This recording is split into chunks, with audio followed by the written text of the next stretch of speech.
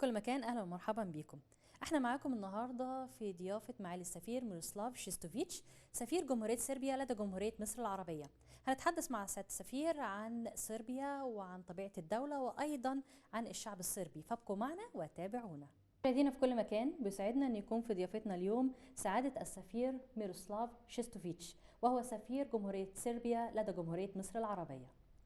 Your Excellency, first allow me to thank you so much for this interview.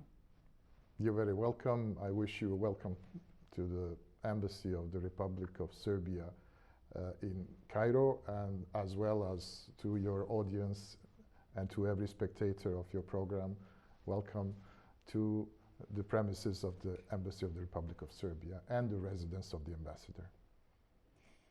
Your Excellency, can you please tell us more about your diplomatic stations before coming here to Egypt? Yes.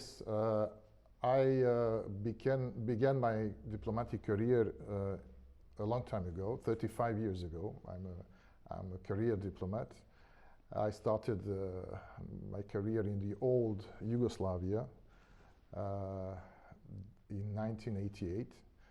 And my first post was actually in South Korea, in the Republic of Korea, in Seoul, from 1991 until 1998. So it lasted for 7 years. Then I returned to Belgrade, Serbia, and then the next posting was from 2002 until 2007 in Washington, USA, Washington, D.C.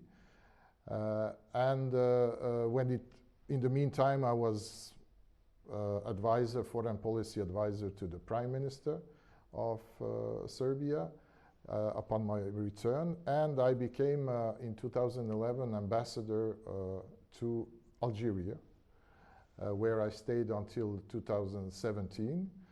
After that, I was the chief of staff of the President of Parliament, and from that position, I came as ambassador to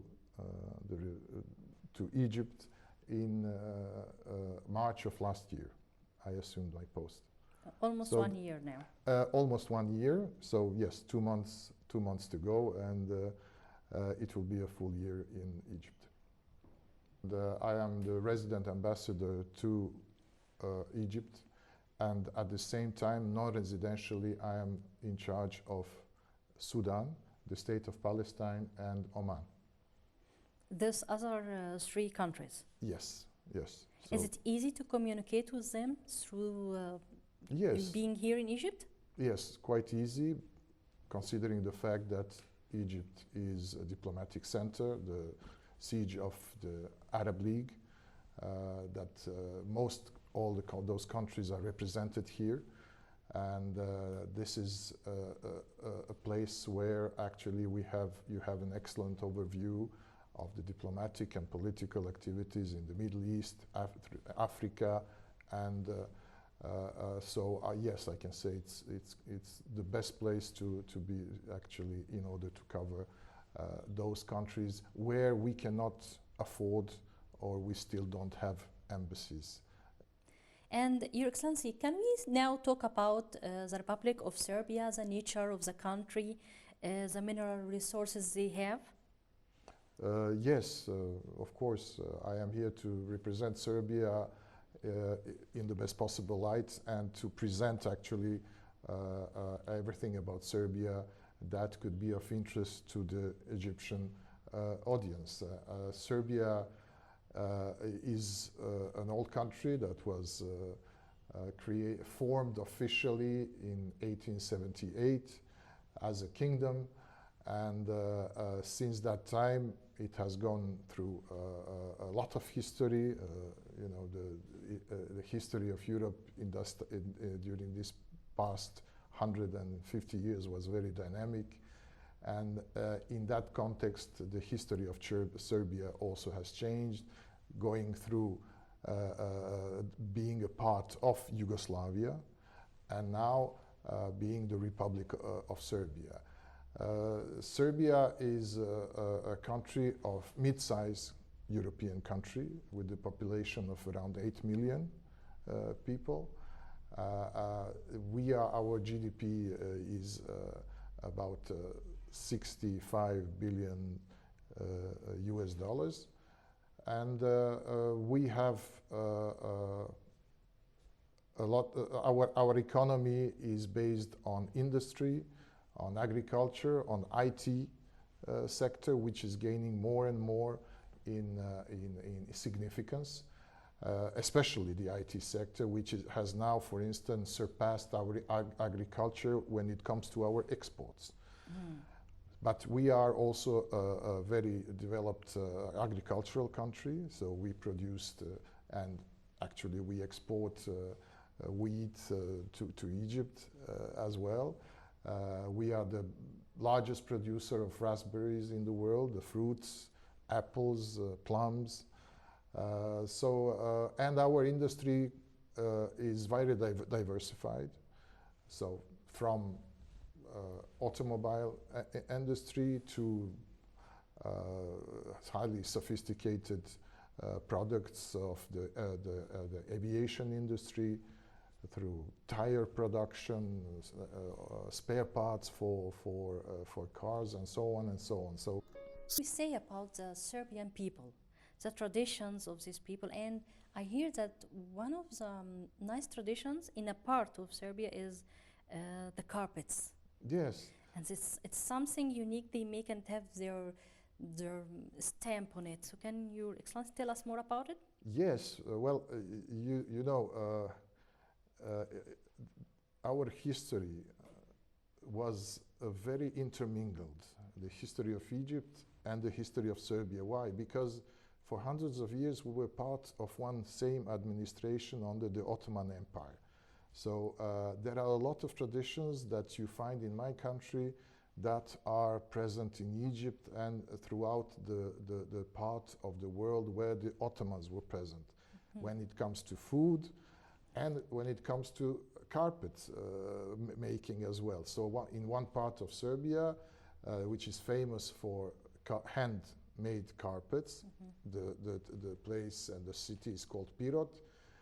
We are very proud of our tradition that is very, very special and unique, because this is one small sample of that carpet, which actually is a carpet made of wool by hand, and it has two sides.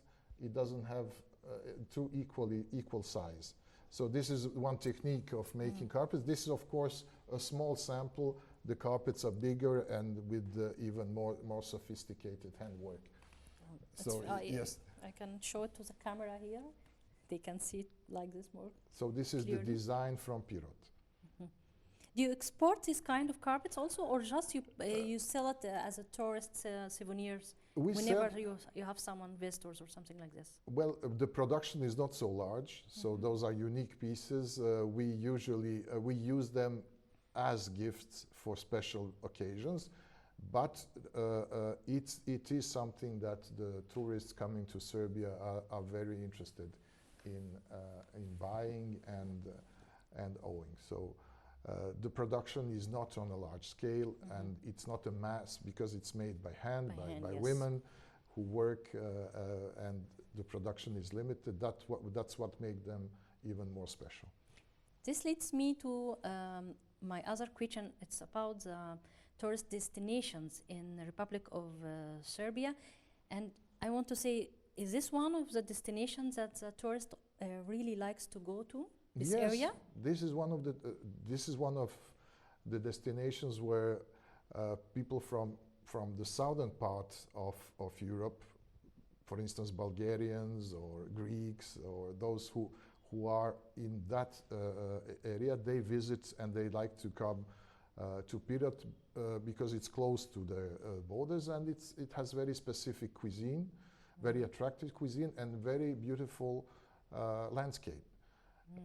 From mountains, which provides very good places for winter sports, such as skiing, and winter tourism, to lakes and spas, which are also very, very popular destinations because of the mineral waters that are very healthy, and we have health centers based on and spas based on those mineral waters that were used from the ancient time, from the time of Roman Empire. Those were very popular destinations and places that were existed during the Roman. Your Excellency, we already talked about some industries that's special in the Republic of Serbia, but what else distinguishes the economy of Serbia? Well, as I mentioned, it's a diversified economy. It's an economy of medium-sized, since we are a medium-sized country. So it includes different sectors. We have a developed sector of also, which I did not mention earlier, of a military industry. Our military industry is also very developed. We do have our own production in different fields. And I think there is cooperation in the Egyptian and yes, Serbian that's countries in this field. Traditional cooperation, which involves a very technology transfer, common projects. So we are working as friendly countries, traditionally friendly countries. We have developed cooperations in every field, and we are open to developing the cooperation. Actually, there is a mutual interest. Can I ask about the role of women in the Republic of Serbia? Yes, of course. The role of women, in Serbia, women are essential when it comes to our the place in the society. We have laws, and we have the framework which protects the right of women to the highest possible standards that exist. Women are now, it's a common place to have in the family both women and men, husband and wife, working. So we have equality on all levels, meaning that we are trying to eliminate every aspect of differences in salaries. So I think that at this particular moment we have reached that goal, that every salary and every job worked by either a woman or a man is equally paid. So this is one right that was not, that was always questionable. And of course, when it comes to maternity issues, women have the right for maternity leave of 15 months without their position being jeopardized as a working woman. So she has a paid leave of 15 months. We have very harsh laws on harassment when it comes to gender harassment, especially against women. So that is basically, we are doing our best to promote and to protect the rights of women as equals in all aspects. What is very important, we have in our parliament more than 40% of members of the parliament are women. At one point, only the president of the republic was a man. The prime minister, the head of the national bank, the president of the parliament. So all the other positions were held by women. So in political sense, women have and are even dominant when it comes to our society, and we are very proud of that. And that's great to hear for us. Yes. Your Excellency, I would like now to go back to the people, and I want to ask you about two things. First, about the carnivals that you held in some places, for example, in Novi Sad country, you have big carnivals. They like to have music and things like this. Can you tell us more about? Novi Sad that you have mentioned was the European capital of culture for during the last year. So there were a lot of festivities organized, but it happens, and festivities are organized throughout Serbia. We have days of everything that is in particular specific to any regions. For instance, so if we have a production of traditional food, then we have the festival of that food in that region, which gathers a lot of tourists. We have the tradition of making, for instance, special meals, and then you have the festivities which are accompanied by music. Of course, we love music. We love to dance. We are people that actually have a very developed ethnical tradition of dances and music. And I will tell you one thing that is maybe of interest to the audience. Your famous painter, Seif Venli, the modernist painting. We have even a series here. He was inspired by the ethnical dances of Yugoslavia, including Serbia.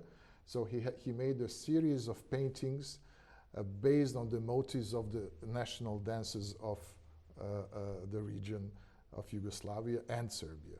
So, and we have even some of those paintings here at the embassy. So we have a tradition of organizing many festivities, and of course I would use this opportunity to welcome every Egyptian citizen to come to visit, so that we will have a two-way tourist cooperation. Nancy, thank you so much for your time, and please allow us to have another episode and talk about the Egyptian-Serbian relations. Thank you very much. I am proud to say that it will take more than one episode if we are allowed to speak. Such is the richness of the historical and bilateral relations of our two nations, people, and countries.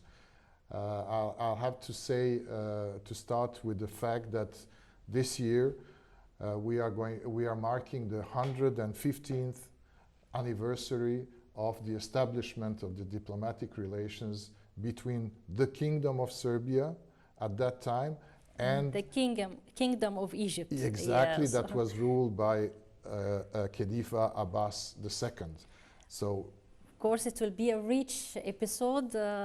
يعني سعادة سفير أنا شكرته على الحلقة بتاعت النهاردة، وطلبت منه إن شاء الله يبقى في حلقة تانية نتكلم فيها عن العلاقات المصرية الصربية، وهو قال احتمالية إن تكون حلقة واحدة غير كافية، لأن تاريخ العلاقات الصربية بترجع لأكثر من 1000 أو 115 عام، يعني 115 سنة تاريخ من العلاقات من أيام المملكة الصربية والمملكة المصرية، من أيام الخديوي عباس. يعني هي التاريخ فعلا كبير وعلاقات كبيرة بين البلدين. هتكون معانا إن شاء الله في الحلقة القادمة، فلازم تتابعوا معانا الأسبوع القادم، لأن بالفعل هنتكلم عن موضوع هام جدا. النهاردة أنا بشكركم جدا لمتابعتكم لينا، وكان معانا في ضيفتنا سعادة السفير ميروسلاف شيستوفيتش، سفير جمهورية صربيا لدى جمهورية مصر العربية. شكرا لحسن متابعتكم وإلى اللقاء.